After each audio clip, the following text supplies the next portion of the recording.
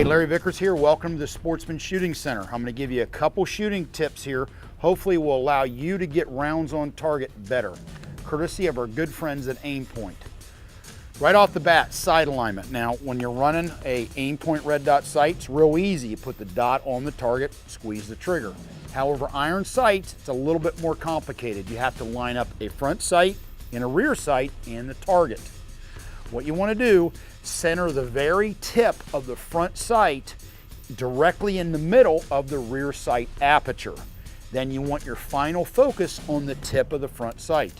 This is for marksmanship out here on the range. In the real world, generally you're going to be looking at the bad guy, but out here to become a better shooter and get hits where you want them on target, remember your final focus is on the very tip of the front sight and it's centered in the rear aperture. Now, head placement on the gun. In this case, I have my Bravo Company M4 training carbine.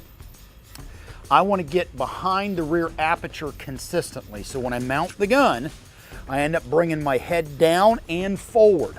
So I'm in this position. Notice my nose is close to the charging handle. It's not touching the charging handle, but it's very close. Also, you want to have firm pressure straight to the rear in your shoulder. Therefore, you're not holding the gun or balancing it in front of you so it free recoils and the charging handle smacks you in the nose. You have direct pressure straight to the rear into your shoulder, and my nose is almost touching the charging handle, but not quite. This is my consistent head placement behind the sights. And remember, shooting a red dot, you put it on the target, focus on the red dot, squeeze the trigger.